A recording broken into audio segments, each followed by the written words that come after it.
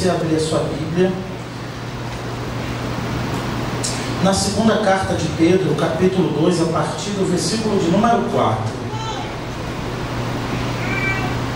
Vamos falar nesta noite sobre um tema maravilhoso: o juízo de Deus. Tema delicioso, muito bom falar sobre o juízo de Deus. Que os nossos corações estejam abertos a ouvir a voz de Deus através da sua palavra. Eu tenho um conselho para você, amado irmão e irmã, você que é visitante, não tem uma Bíblia, alguém ajuda, para que a gente possa fazer como os bereanos, a gente ficar conferindo na palavra de Deus aquilo que Deus tem para nós. O que passa disso são puras falácias, mas o que permanece é a palavra de Deus. O Senhor Jesus diz: os céus e a terra passarão, mas as minhas palavras não hão de passar. Então, se é para ficar com alguma coisa nesta noite, fique com a palavra de Deus. Eu não me canso de repetir eu não vi ninguém repetir e nem falar essa máxima, mas foi fruto de um entendimento bíblico, de um entendimento de um verdadeiro culto ao Senhor, que tudo que foi feito e tudo que é feito num culto que adora a Deus é para o Senhor.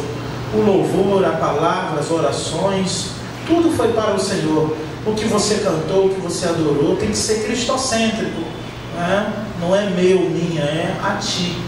Tudo por Ele, para Ele são todas as coisas. Mas só tem uma coisa que Deus não quer, que é para nós. Ele é a única coisa que é toda para nós, é a sua palavra. A única parte no culto que é só para você é o momento da palavra de Deus. O momento da adoração, você adora ao Senhor, você louva ao Senhor, você ora para o Senhor, você pede para o Senhor, você intercede para o Senhor, mas no momento da palavra é para você, é com você. E se Deus te trouxe aqui nesta noite, é com você que Ele quer falar. Amém? Eu vou orar. Irmãos, tem é uma porção de versículo um pouco extensa, e para ser mais dinâmico, em vez de ler todo e depois voltar fazendo a exposição versículo por versículo, eu vou orar com os irmãos e já vou expondo os versículos. Amém? Senhor, fala conosco através da Tua palavra. Obrigado, Senhor, porque o Senhor foi adorado e bendito mais uma vez na Primeira Igreja Batista na Cancela Preta. Aqui, Senhor, domingo, dia 3 de janeiro de 2021. Obrigado, porque atravessamos mais um ano na Tua presença. Ó Deus, nos dá força e vigor, porque o Senhor tem um propósito na vida de cada um aqui. Nos dá alegria, ó Pai, de viver esse ano de 2021, na Tua presença, na Tua casa. Fala conosco através da Tua palavra, que não volta vazia, sem antes cumprir o propósito para o qual ela foi enviada. É isso que eu te peço e te agradeço, em nome de Jesus. Amém e amém. Esta é a segunda carta de Pedro, a Senhora Eleita. É chamada de Epístola Universal, porque ela não tem um remetente como as cartas de Paulo, a igreja em Laodiceia, a igreja em Filipos, a igreja Laodiceia é João, a igreja em Filipos. Se bem que Paulo escreveu uma carta a Laodiceia que foi perdida, mas não valeu, eu errei mesmo. A igreja aos Gálatas, e dentre tantas outras, com um destinatário. Essa, a Senhora Eleita, ao qual Pedro escreve, e aos da dispersão, é o momento, no momento em que a igreja é perseguida. Aqui no primeiro século se instaurou uma grande perseguição contra os cristãos. Não houve tempo mais difícil na fé cristã do que no momento da perseguição contra a igreja do Senhor. Após Pedro, com aquele sermão, ganhar 3.000 almas, depois com mais outro sermão do coxo, que levantou e começou a andar, mais 5.000, a igreja de Jerusalém é inaugurada com 8.000 membros. Sim, essa igreja que Tiago e Pedro eram os líderes dessa igreja local. Depois, todos sabem que na época, ou no primeiro século, o imperador era Nero, e um dos principais feitos de Nero foi incendiar Roma e colocar a culpa nos cristãos, para assim ter um motivo de persegui-los. Irmãos, nesse momento começa uma matança entre os cristãos, são jogados no Coliseu Romano como espetáculo para aquele povo, como está descrito em Hebreus, escapando ao fio da espada, mulheres grávidas, crianças jogadas entre as feras, tudo, e os cristãos sendo excomungados. Eles eram queimados vivos como tochas vivas no jardim do imperador. Sim, uma grande perseguição se instaura, e exceto os discípulos não sofreram perseguição. Falei de manhã sobre o Evangelho e as bem-aventuranças, que é só renúncia, é só perder. E o que aconteceu de fato também foi que eles perderam suas propriedades, fazendas, terras, tudo que eles tinham foi dado ou tomado à força para o Império Romano. 325 anos depois, o Constantino, o imperador Constantino, em sua falsa conversão em uma aliança política, ele permite assim a adoração, a liberdade de culto para todas as religiões. Então os cristãos, a partir de então, estavam liberados para adorar e cultuar ao seu Deus. E mesmo nesta época, todas as terras e propriedades foram devolvidas aos seus descendentes. Constantino cuidou disso também. Irmãos, nesse momento, eu gostaria de destacar a perseguição, a inflamação que foi colocada em cima dos cristãos, as acusações de morte. Muitos nesta época foram queimados vivos, outros mortos ao fio da espada, outros jogados entre leões.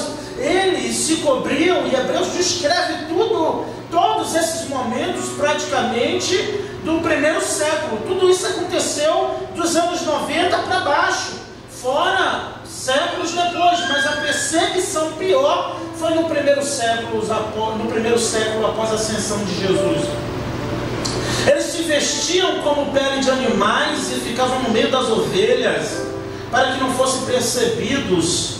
Eles estavam entre as catacumbas em Roma, o qual até tem hoje descrições lá dos cristãos nas catacumbas de Roma. Eles viviam como animais, como topeiras, eles viviam escondidos. E o que me chama a atenção em tudo isso, e eu fiz questão de destacar o motivo da escrita ou da missiva de Pedro, é que era um momento que eles precisavam mais de alento, vocês não acham? Era um momento que eles precisavam de encorajamento, era um momento que eles precisavam de um ombro para chorar, era um momento em que eles precisavam de um colo, era um momento que eles precisavam de um consolo, talvez de uma carta mais moderada, talvez de uma carta mais light, algo mais politicamente correto. Eles precisavam estar no meio termo, eles estavam precisando, irmãos, de remédio para as suas feridas. Muitos eram mortos, degolados, decapitados, e os últimos foram os apóstolos, o qual no livro dos mártires descreve o tipo de morte que cada um e como cada um morreu. Eu poderia destacar rapidamente só alguns que eu lembro rápido. Pedro, todos sabem, crucificado de cabeça para baixo. Paulo, decapitado. Tiago, não esse, que esse é o irmão do Senhor, foi morto ao fio da espada ainda logo no início. Tiago, de Pedro, Tiago e João, foi um dos primeiros a morrer. Estou dizendo dos discípulos. Estevão foi apedrejado logo no início também. Filipe foi jogado do pináculo do templo, amarrado num cavalo e arrastado até fora da cidade. Barnabé foi esfolado vivo, tirado do seu corpo. Tudo isso, relatos históricos, e o historiador Flávio Joséfo também descreve muito bem, e fora muitos livros históricos dos mártires falando de como eles morreram. Só que esse não era um momento para uma mensagem como essa que eu tenho para apresentar à igreja nesta noite. Não era um momento para que ele pudesse, aos nossos olhos comuns, aos nossos olhos, a nossa visão terapêutica, não era um momento para isso, era um momento de afrouxar, não era um momento de cobrança. Tadinhos, já estão perseguidos. Tadinhos, já estão fugindo. Já estão em buracos, já estão vivendo como animais. Coitadinhos, e ainda precisa de uma mensagem como essa. É porque mesmo nesse período de perseguição, de morte, mesmo nesse período e nesse cenário, eles experimentavam toda sorte de erro que tinha em sua volta, que tinham em pessoas envolvidas com a congregação dos justos, que o próprio povo experimentava em seus dias atuais. Pasmem, irmãos, o apóstolo Pedro, há mais de 2.000 anos atrás, e eu vou falar essa palavra porque está na Bíblia, porque é bíblica, o apóstolo Pedro, há 2.000 anos atrás, escreveu acerca de orgias, irmãos. Já havia esse tipo de profanação, já havia todo tipo de prostituição naquela época. Os imperadores, todos eles eram imergidos em um lamaçal de pecado, em um lamaçal de prazeres, de desejos realizados. E o apóstolo Pedro vem apresentando isso como algo destrutivo, como algo danoso, como algo que traria e trazia na sua época maior destruição do que a própria morte física, porque muitos que estavam morrendo, muitos que estavam sendo queimados vivos, e as suas Bíblias queimadas juntos com eles. Depois também nós vamos experimentar isso nos reformadores. Muitos deles sofreram na carne, mas de fato eles tinham um endereço celestial garantido, que era a salvação. Quem não lembra no Apocalipse, quando Jesus fala: Antipas, a minha testemunha fiel, Antipas não negou a Jesus, mesmo sendo queimado dentro de um bezerro de bronze, e Antipas foi colocado dentro daquele bezerro e colocado para fazer um churrasco com ele. Ele morreu cozido dentro daquele bezerro de bronze, e Jesus disse que aquela testemunha fiel foi Antipas, que foi fiel até a morte. Escrevendo às igrejas, Jesus disse: ser fiel até a morte, e dar-te-ei a coroa da vida. Meus irmãos, a nossa fé, chegamos num tempo, chegamos numa época que a nossa fé foi testada no fogo, está sendo testada no fogo, e as próprias pessoas estão tendo respostas em si mesmas de como vão a sua fé diante do Senhor. Algumas coisas e alguns acontecimentos que têm marcado a nossa geração, a nossa época, irmãos, não só faz parte de um propósito maior de Deus, em seu beneplácito, em seu decreto, em seu conselho, que Ele não me contou, não me falou, porque o meu Deus é soberano. Ele resolve sem ter reunião. Ele não explicou a ninguém por causa, o porquê dessa pandemia. Ele não explicou porque estão morrendo justos e ímpios. Ele não explicou porque pessoas queridas estão sendo tiradas de nós de um dia para a noite. Mas tudo faz parte de um propósito maior, o propósito de Deus que está no conselho de Deus. Mas, irmãos, é tempo de despertarmos, é tempo de lembrarmos do juízo de Deus. E se as igrejas que estavam vivendo isso precisou de uma carta e precisou de um espaço dedicado a isso, que dirá nós, né, irmãos, que com tanta dificuldade que estamos vivendo, crise econômica, crise da saúde, crise financeira, estamos sentados em um banco acolchoado, ortopédico, no ar-condicionado, pelo menos o daqui está gelando, que está gelando gostoso. Imaginam que nós não precisamos, na nossa geração, no comodismo em que estamos vivendo, ou que somos tentados a viver, na nossa maneira fútil de pensar, de forma egoísta, e tudo girando em torno de nossos projetos pessoais.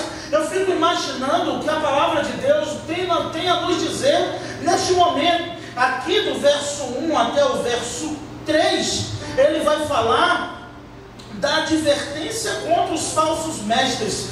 Percebam que mesmo neste momento a igreja estava sob ataque, porque o povo estava disperso, o povo estava confuso. O povo perdeu a liderança física. O povo não tinha mais Pedro fixo ali ensinando. O povo não tinha mais Paulo, nem Cefas, não tinha mais ninguém. Agora a perseguição estava instaurada. A essa altura Paulo está escrevendo a Timóteo dizendo: combati o bom combate, completei a carreira, guardei a fé e serei derramado como libações. Essa hora os grandes ícones da fé cristã estão morrendo, e essa notícia está chegando e está alarmando os irmãos. Paulo morreu, imagina o estrondo. Pedro morreu, Tiago morreu, Tomé morreu. Os ícones da igreja, os homens que viram o Senhor, que caminhou 3 dias e 3 anos e meio com o Senhor, que viu Jesus andar sobre as águas, que viu o túmulo vazio, aqueles homens que passavam tanta credibilidade como testemunhas oculares que Lucas busca para escrever o Evangelho, de pessoas que estavam lá, que viram os milagres que Jesus realizou, para que desse credibilidade ao tratado que ele estava escrevendo a Teófilo, seu amigo. Agora tudo isso cessou. Esses homens, esses grandes ícones estão morrendo, e o que Pedro deixa é um testamento à igreja, uma carta que provavelmente foi encontrada nas cavernas de Qumran, milhares de anos depois, centenas de anos depois, e assim foi formado e formulado a Bíblia. E é o conteúdo que nós vamos falar a partir de então. Olha o verso 4 comigo. O apóstolo Pedro, eu vou dar continuação. Primeiro eu vou ler do 3 para encontrar com o 4, que é a partir do verso 4 a nossa leitura. Vem comigo o 3, para você pegar o gancho. Movido pela ganância, também vos explorarão com suas artimanhas. Sua condenação desde há muito tempo não tarda, e a sua destruição não está inerte. Pedro dizendo para eles: não se preocupem, que não estão impunes tudo isso que está acontecendo. Agora você me acompanha a partir do verso 4, por favor, que é a exposição bíblica desta noite. Pois Deus não poupou aos anjos quando pecaram, mas lançou-os no Tártaro e os entregou ao abismo das trevas, reservando-os para o juízo.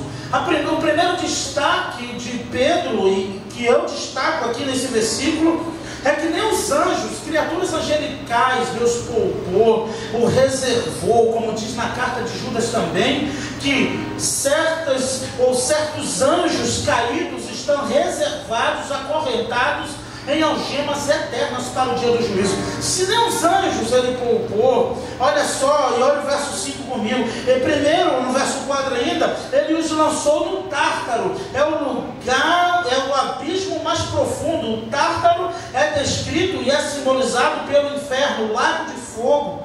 Eles foram lançados no abismo de trevas, reservados para o juízo. Meus irmãos, vocês consegue imaginar, à luz desse texto, a grandiosidade do juízo de Deus e com quão fúria ele virá para julgar a humanidade, para julgar a terra? E haverá um acerto de contas com todas as partes. Haverá um acerto de contas com os homens, haverá um acerto de conta com os anjos, haverá um acerto de conta com os demônios, haverá um acerto de contas com aqueles que debocharam da sua palavra e não creram no Evangelho. Haverá, porque Jesus mesmo disse: geração incrédula, eu estou falando, vocês não estão dando ouvido. Haverá menos rigor no dia do juízo para Tiro e Sidom, haverá menos rigor para Sodoma e Gomorra, porque se eles tivessem ouvido e visto o que vocês estão ouvindo e vendo hoje, há muito que teria se arrependido. Jesus lamenta pelo estado miserável dos seus ouvintes. Na sua época, doutores, legisladores, escribas, fariseus, essênios, uma multidão de agricultores que lhe seguia. Ele fica admirado e Jesus chega a desejar: quem dera se Sodoma e Gomorra tivesse ouvindo de quem está ouvindo hoje, e ouvindo o que vocês estão ouvindo, estão como se nada tivesse acontecido. Há muito que eles já teriam se arrependido, mas no dia do juízo, Sodoma e Gomorra, Tiro e Sidom se levantarão para julgar esta nação que não creu no Filho de Deus. Meus irmãos, há um pecado gravíssimo que essa geração experimenta, que é o fato de estão treinados a estarem inalterados à palavra de Deus. E não tem pecado maior do que estar inalterados às verdades de Deus. O que é isso? É todas as verdades que você ouve bíblicas, semana após semana, nada você põe em prática, nunca é com você, nunca é para você, você nunca precisa. Deus nunca te chama na responsabilidade, nunca tem algo a consertar na sua vida, mas no dia do juízo, por isso que será um dia de grande vergonha, será dia de clamor, será dia de desespero, porque os homens vivem por trás das aparências. No final será um acerto de contas, porque tem até anjos trancados em algemas eternas, preparados para o dia do juízo. Mas não somos treinados a ouvir mensagem de juízo, não somos treinados a ouvir mensagens desse tipo, porque na verdade domingo noite não é para isso, né? Domingo noite é uma mensagem light para atrair os visitantes a retornarem novamente, senão acaba assustando você, meu amado irmão, minha irmã, você fica com medo do inferno e não vem mais na igreja. Mas é melhor ter medo de Deus, porque os homens não amam e não tem como, e não terá como se esconder, porque horrível coisa é cair na mão dos Deus vivos, porque no Apocalipse diz que ele lançará no lago de fogo, o inferno, Satanás e a besta. Ele é o grande juiz, a quem devemos temer, a quem devemos prestar conta da nossa vida, dos nossos atos, porque a minha Bíblia diz que toda palavra que sai da nossa boca, preste atenção nisso, toda palavra que sai da nossa boca será lançada diante de nós no dia do juízo, e prestaremos conta de cada uma delas diante de Deus. Por isso que eu digo, porque Pedro escreve isso num momento tão difícil da igreja, porque Pedro escreve isso quando eles precisavam de um colo, de uma casa confortável. Se eles achassem uma igreja como essa, de portas abertas, estavam lotados, ia ter gente saindo pela janela, escondidos em buracos, vestidos em peles de animais, sendo mortos ao fio da espada por falar de Cristo, por confessar a Cristo. Ainda tem que ouvir um negócio desse? Eu vou para culto para ouvir um negócio desse, eu me arrumo todo, me embelezo todo, passo perfume, me preparo para ir buscar minha bênção, e quando chega lá, eu vou ouvir mensagem de juízo e que Deus vai julgar. Minha Bíblia diz que não há como se esconder, porque os olhos do Senhor são como chamas de fogo, estão por toda parte, e Ele contempla os justos e os bons. No livro de Amós vai dizer que o dia do juízo será como que fugindo do leão, você dá de cara com o urso. Imagina, você fugindo do leão e dá de cara com o urso, colocando a mão na parede para descansar e é picado por uma cobra. Cavarão buracos como topeira para se esconder, mas não terá jeito, assim será o dia do juízo. Aquela música, anjo subindo, descendo nesse lugar, não sei se a igreja subiu, se o céu desceu, não vai nessa não, porque o negócio vai ser forte. E o momento de fortificar a tua fé, meu irmão, minha irmã, é hoje. Meu amigo visitante, não sei se você pertence à igreja evangélica ou não, se você é cristão, Ele te trouxe aqui nesta noite para fortificar você, para dizer que ainda dá tempo para você, que a porta é estreita, mas ainda cabe mais um, para dizer que ainda dá tempo de escapar do juízo de Deus, porque naquele grande dia a tua faculdade não vai te levar a lugar nenhum, o teu emprego não vai te levar a lugar nenhum, o teu salário não vai te levar a lugar nenhum, as tuas prioridades não vão te levar a lugar algum. Você estará frente a frente diante de Deus, diante do grande trono branco, e experimentará o juízo e a ira de Deus. É para falar meu Deus mesmo, é para ficar preocupado, porque a gente só muda de vida quando fala meu Deus. A gente só muda de vida, de atitude, quando percebe que estamos a um passo de perder tudo. E estamos vivendo tudo ou nada, estamos vivendo sinais marcantes do fim dos tempos. Igreja desperta, igreja acorda, não é tempo de brincar, não é tempo de status, não é tempo de bajulação, é tempo de adoração, é tempo de oração, é tempo de jejum, não é tempo de desfile, é tempo de adoração, é tempo de se curvar diante do Senhor e dizer: Senhor, tem misericórdia de mim, porque se Ele não poupou nem os anjos que eram puros, que dirás essa geração decaída, mas culpa das músicas contemporâneas que ouvimos e tocamos e cantamos. Só que Deus me ama, me ama, me ama, e a Bíblia me diz que Deus é um juiz, a Bíblia me diz que Deus é um Deus que se ira todos os dias, a Bíblia diz que Deus é amor, mas Ele é justiça, a Bíblia diz que Deus é amor, mas Ele é um Deus que se ira, a Bíblia fala que Deus é, e tem vários atributos, mas nenhum deles é maior do que o outro. O seu amor não é maior que a sua justiça, a sua ira não é maior que a sua misericórdia, mas Ele aplica de acordo com a sua vontade. E nós estamos aqui pela misericórdia do nosso Deus. Só o fato de muitos que estão aqui terem pegado essa doença maldita e estão aqui e outros não conseguiram, você está aqui pela misericórdia de Deus, porque Ele tem um plano na tua vida.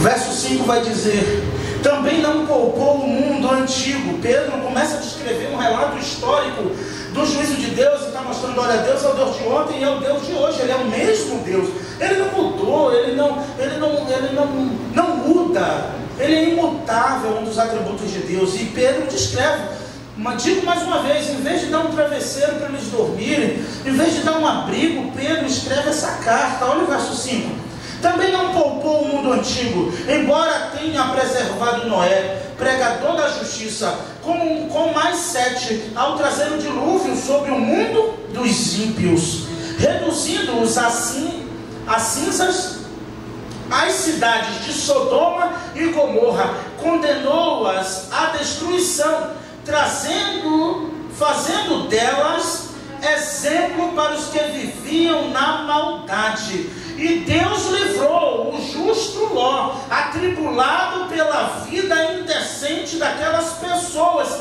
sem princípios, pois vivendo entre eles, esse justo afligia a sua alma todos os dias, ao ver e ouvir as obras perversas dele. Essa geração não se aflige mais, essa geração não lamenta pelo baile funk que é colocado no seu lado, na sua rua, sobre a prostituição que presencia todos os dias. Essa geração não lamenta como Ló. Ló afligia sua alma todos os dias pelo que ele via. E um dos sinais do fim dos tempos é esse. Um dos sinais que estamos perto do fim é achar tudo isso natural, é achar tudo isso comum, é ser sábio e estar junto no bar, é ter sabedoria. Irmãos, isso é a maior cilada do diabo, isso é a maior astúcia do diabo, que para você ser sábio, tu tem que ir no bar com o teu marido, ele bebe e você não, que você tem que ir em tal lugar porque tem os parentes. Isso é cilada do diabo. Ló afligia a sua alma todos os dias por causa dos pecados que acontecia. E no dia do juízo, quem Deus livrou? No dia de destruir Sodoma e Gomorra, quem escapou? Ló e as suas filhas. E a sua esposa, que olha para trás, ela vira uma estátua de sal naquele lugar. E Pedro está dizendo, ele continua dizendo, olha, ele não poupou, e o justo Ló, atribulado pela vida indecente daquelas pessoas sem princípios. Naquela época já tinha isso. Pessoas sem princípios, pessoas indecentes, pessoas imorais.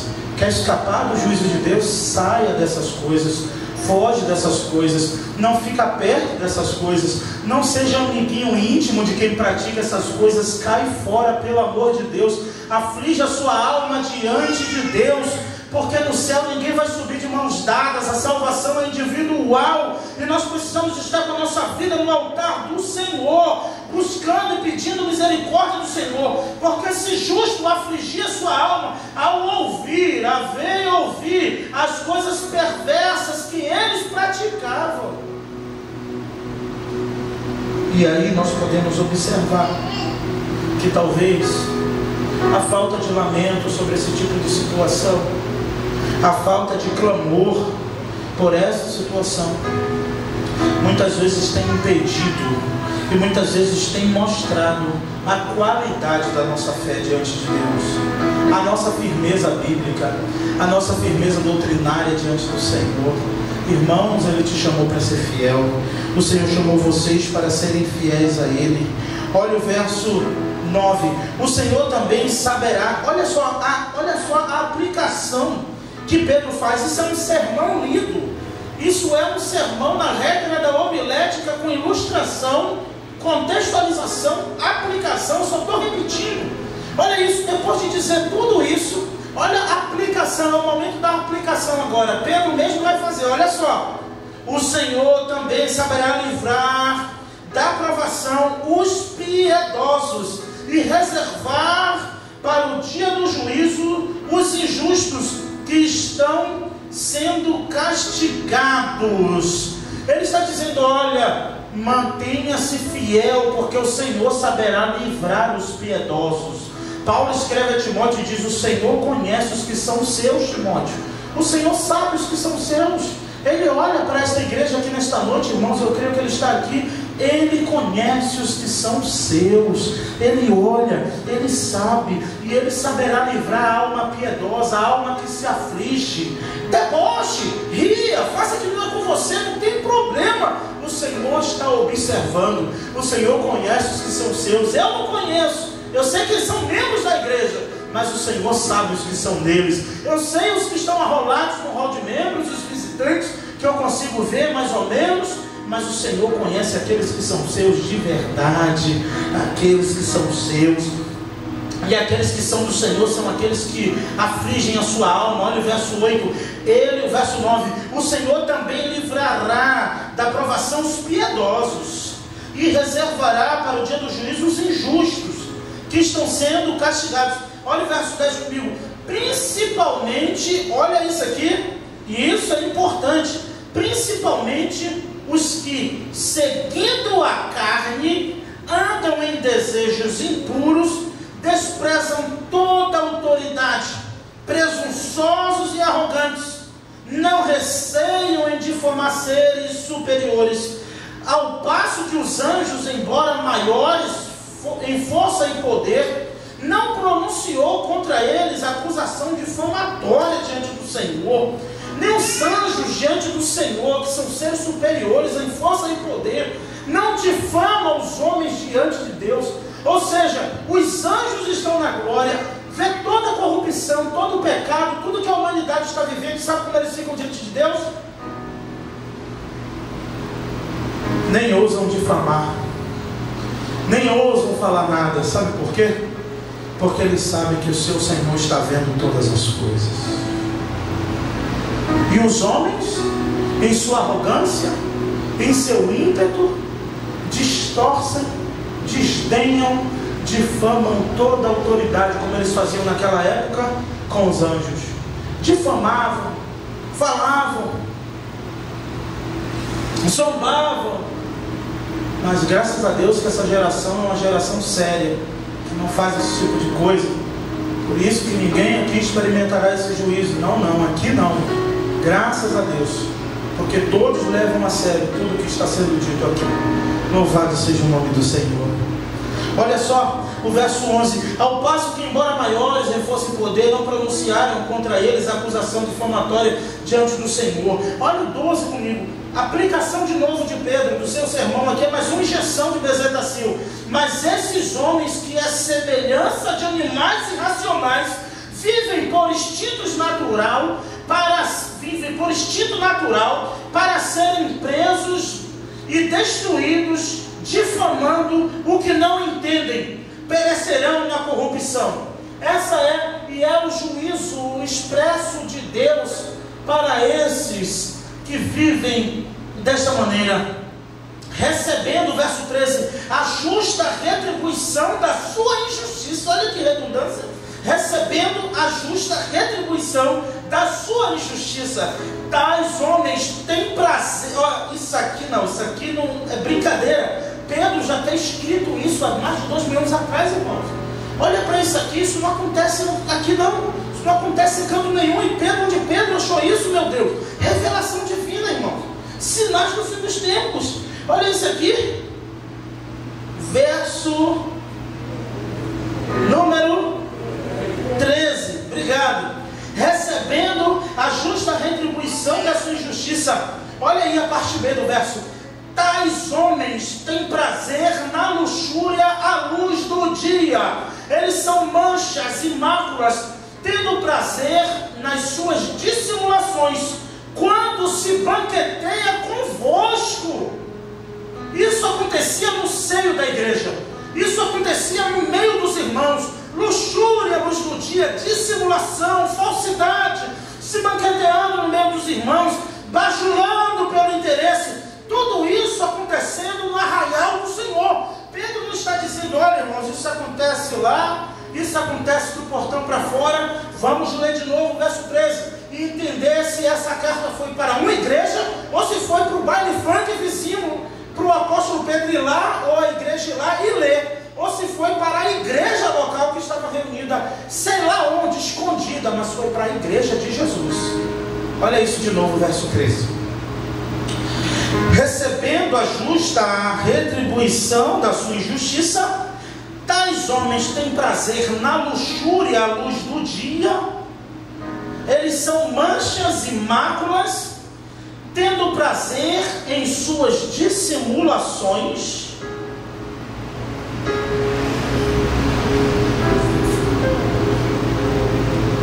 Quando se banqueteiam convosco. Espera aí, Pedro, melhora aí. Verso 14. Tendo os olhos cheios de adultério. Os olhos cheios de adultério.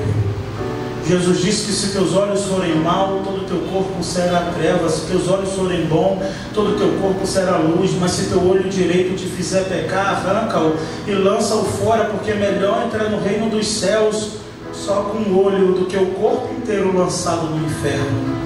A luxúria, o pecado, a porneia, a prostituição, o adultério, a fornicação tem tomado conta dos arraiais do Senhor, e os povos estão vivendo num comodismo de não tem nada não, ou finge que não vê, ou não está acontecendo, ou isso nunca aconteceu aqui, nunca acontecerá no arraial do Senhor. Mas há mais de 2000 anos atrás, uma igreja que tinha como pastor, como líder, o apóstolo Pedro vai descrever esse tipo de situação. Paulo, pastor de Corinto, percebe e descobre o incesto que acontecia na igreja, e os irmãos faziam vista grossa por conveniência, porque é melhor continuar amigo fingindo que não vê o pecado do que falar a verdade, perder e sair da panela. Mas eu digo uma coisa: eu não tenho panela. Você tem panela? Eu não tenho. Eu tenho uma mansão celestial que está sendo preparada para mim lá nas áreas celestiais, que Jesus diz em João 14: não fiquem com medo, não se turbem o vosso coração, credes em Deus e crede também em mim. Na casa do meu Pai há muitas moradas. Se não fosse assim, eu vos teria dito: vou preparar-vos lugar, e eu irei preparar lugar, e voltarei para vos buscar para mim, para onde quer que eu esteja, estejais vós também. Irmãos, o juízo está às portas, há sinais do juízo de Deus, e Ele irá voltar para arrebatar, para buscar um povo que é completamente seu. Eu entendo o não amém também, porque parece que nunca vai acabar esse negócio aqui. Tendo os olhos cheios de adultério, são insaciáveis no pecar. É um pecado insaciável. Sabe por que são insaciáveis no pecado? Porque fica impune. Aí diversifica o pecado. Traduzindo numa linguagem jovial, nunca dá ruim. Nunca dá ruim. Peca aqui, peca ali, peca por lá, e nunca dá ruim. Só que não. Não está inerte. Está tudo anotado no caderno de Deus. Espero que essa noite seja uma noite de arrependimento na minha vida e na tua vida diante do Senhor. Glória a Deus. Quem não pecou hoje não precisa se arrepender não. Dá graças a Deus que não foi para você, e fala: ufa, aleluia, ainda bem que aquele sermão não foi para mim. Está precisando tanto, mas aquele não foi para mim. Você pode dizer assim. Eles são insaciáveis no pecado. Pedro descreve, Pedro dá o menu, ele dá os sintomas desses homens. São insaciáveis no pecar, enganam, olha isso, e a coisa mais certa, é a coisa mais exata, é como 2 mais 2 são 4, enganam os inconstantes. Quem não é firme, quem não tem firmeza bíblica, quem não tem firmeza doutrinária, é facilmente manipulado por esses que são insaciáveis no pecar, que não estão satisfeitos só em pecar, seduzem, enganam e trazem os inocentes, os inconstantes consigo, os joelhos vacilantes, os que não têm firmeza, não têm cálcio bíblico na veia, não têm teologia bíblica, então não tem firmeza, tem os olhos cheios de adultérios, são insaciáveis no pecar, enganam os inconstantes, olha aí que descrição, e tem o coração exercitado na ganância. E aí Pedro fecha o verso 14 dizendo assim: são malditos os que praticam tais coisas. Pega os inconstantes lá, o vacilante, e vem para cá que eu te apresento um caminho melhor. Vem para cá. E aí o inconstante, o carente, o joelho vacilante, já se encontra cúmplice de um monte de erro. Mesmo sem ter praticado, já é cúmplice. Viu, presenciou, participou. Não pode falar porque estava também. É uma coisa louca isso que tem acontecido em nossos dias, meus irmãos. Lá fora. Verso 15 comigo. Tem um tempo. Eles se desviaram, deixando o caminho reto e seguindo o caminho de Balaão, filho de Beor, que amou o prêmio da injustiça, mas foi repreendido por sua transgressão. Um jumento mudo, falando em voz humana, impediu a loucura do profeta. Eles são assim, irmãos, não ouvem, não entendem. O apóstolo Paulo, quem colaria e caminharia com o apóstolo Paulo e se desviaria da fé? Demas. Porque ele disse que amando esse século, amando esse mundo, me abandonou. Olha só, Paulo dali mesmo já diz: eu entreguei logo ele a Satanás. Alexandre e Demas, amando esse mundo, me abandonou. As paixões desse mundo.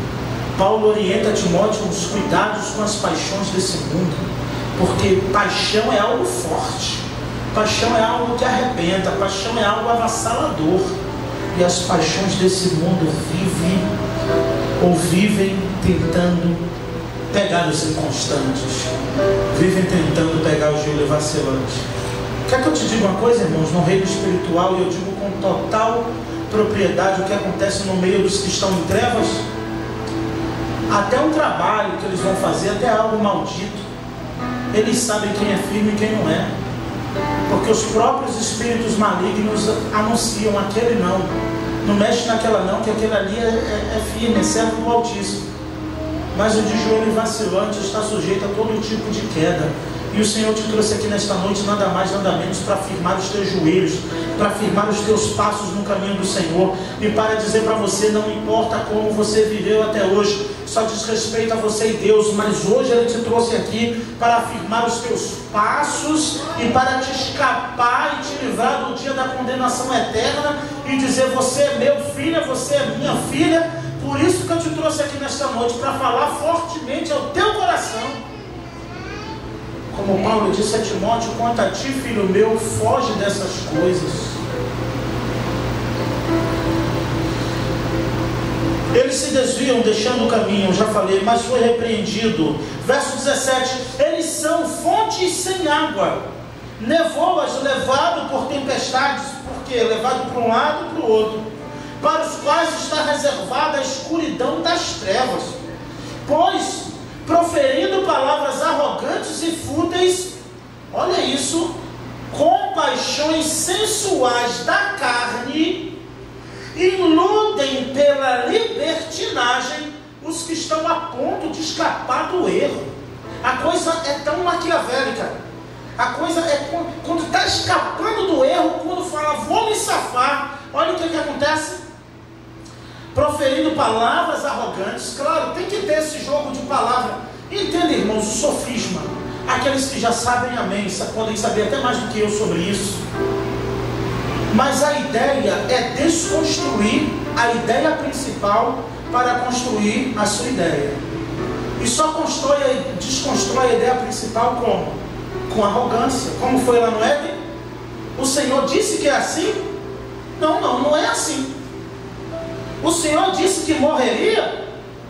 Não morre não. Ele disse isso porque sabe que no dia que vocês comerem serão igual a Ele. Essa é a grande ideia. Aí Eva: então eu vou comer. E o que aconteceu? Expulsos do jardim. O que aconteceu? A morte na humanidade, a morte na alma, separação de Deus. Por isso que são proferidas palavras arrogantes. Por isso que é preciso uma dose de arrogância. Por isso que isso é um sinal de quem está perdido. Porque, olha o verso 18, hein? Com paixões sensuais da carne, iludem pela libertinagem os que estão a ponto de escaparem do erro. Ainda pega os que estão a ponto de escapar e puxa para as paixões carnais. Agora no 19, a promessa: prometem-lhes liberdade, ao passo que eles próprios são escravos da corrupção. Promete o que nem é. Promete liberdade estando preso. Promete o céu estando condenado ao inferno. Promete que não tem nada não, quando para ele não tem nem mais jeito, já é filho da perdição. Aquela liberdade não tem nada não, isso é bobeira. Quem falou? Onde está escrito? A Bíblia tem que ser atualizada. Aqui nada a ver. Prometendo liberdade, quem está falando está preso. Promete liberdade, quem está falando está condenado ao inferno pelo seu próprio estilo de vida. Mas promete liberdade, promete substância, quando apenas um vento o derruba. Olha para a tua Bíblia, deixa Jesus ser o teu amigo, confia em Deus e faz o bem. Prometendo-lhe liberdade, ao passo que os próprios estão escravos da corrupção. Pois o homem, olha aqui, pois o homem se torna escravo daquilo que é vencido. O homem se torna escravo daquilo que ele é vencido. Tudo que te vence, você é escravo. Então deixa Jesus vencer essa batalha no teu coração para você ser escravo dele. Deixa Jesus vencer você, vencer as tuas vontades, vencer os teus desejos, porque o homem se torna escravo daquele por quem é vencido.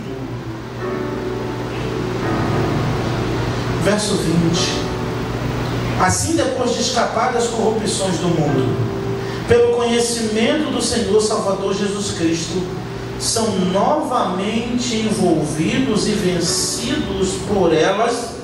O seu último estado tornou-se pior do que o primeiro, pois teria sido melhor não haver conhecido o caminho da justiça, do que depois de conhecê-lo, derem as costas ao santo mandamento que lhe havia sido dado.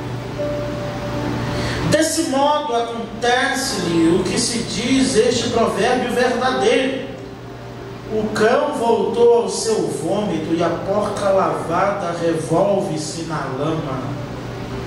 Foi para a liberdade que Cristo libertou você. Foi para a liberdade que Ele nos tirou do lamaçal do pecado, da maneira ímpia de viver, da nossa maneira fútil.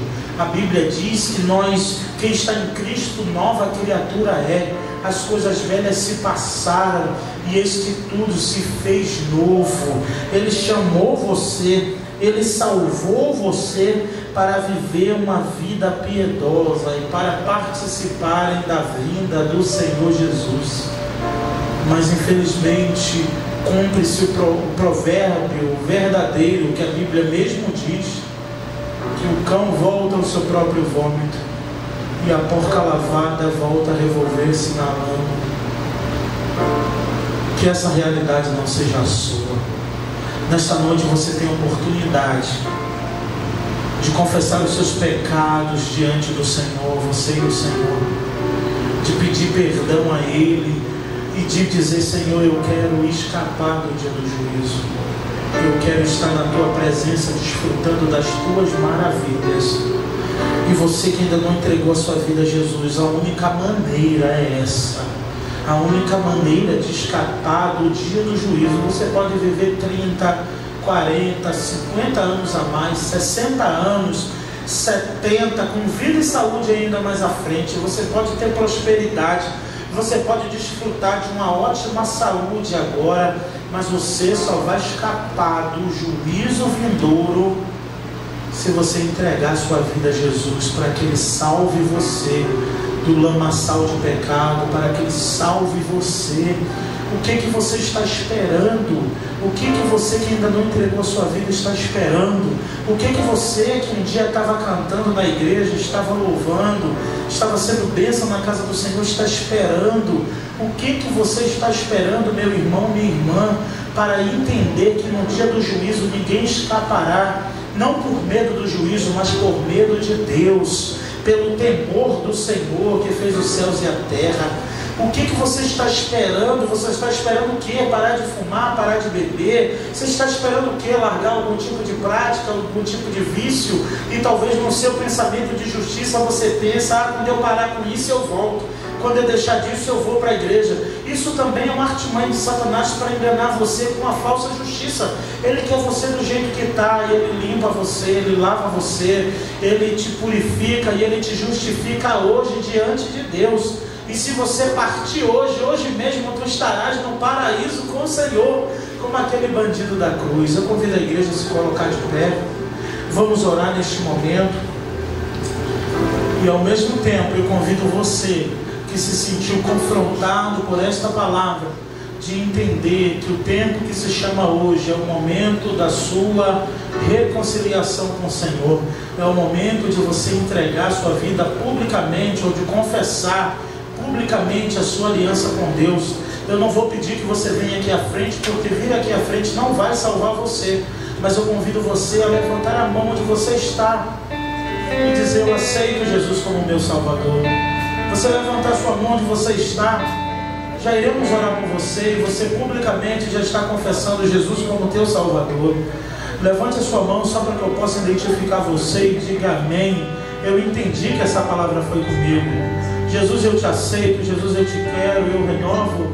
Amém. Amém. Eu renovo a minha aliança contigo nesta noite. E eu tenho certeza que o Senhor me justifica. Onde está você? Levante a sua mão e diga: Senhor, eu quero, Senhor.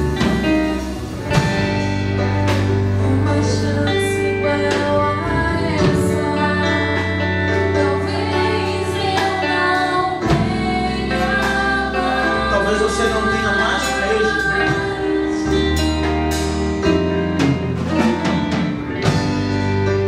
Quero estar em tua presença. Isso que você quer? Nem que seja a última vez.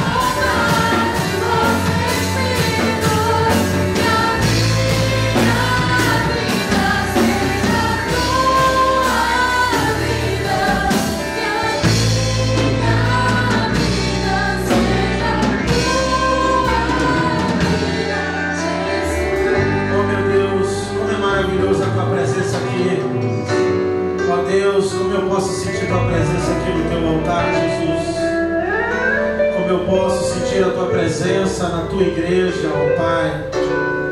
E tu estás aqui nesta noite, Senhor. E aqui está o teu povo, aqui está a tua igreja. Aqui estamos nós dizendo para ti que queremos viver a tua vontade, ó Pai. Ó Deus, que o Senhor venha conceder mais uma chance a cada um que entrou aqui nesta noite, ó Pai, para viver de acordo com a tua vontade. Ó Deus, que o Senhor tire de nós tudo que não te louva e não te agrada, porque se nós viemos aqui é porque queremos mudança. Se viemos aqui é porque precisamos de ti, ó Pai. Carecemos, às vezes não sabemos como pedir, às vezes a motivação é outra, ó Pai, mas o nosso desejo é o mesmo, de nascer, ó Pai, novamente, a cada dia, do teu Espírito, ó Pai, e matar a nossa carne, e glorificar o teu nome. Aqui está o teu povo, aqui está a tua igreja, que não está mais inocente diante do teu juízo, e não deixei de cumprir os decretos do Senhor e de pregar nenhum dos teus mandamentos nesta igreja, ó Pai. Que o amor de Deus, o nosso Pai, a graça salvadora do Senhor Jesus Cristo, Filho, o poder e as doces eternas consolações do Espírito Santo esteja sobre esta igreja e sobre todo o povo de Deus espalhado pela face da terra. E o povo de Deus diz: Eu quero nascer do teu Espírito. Eu quero matar minha carne, fazer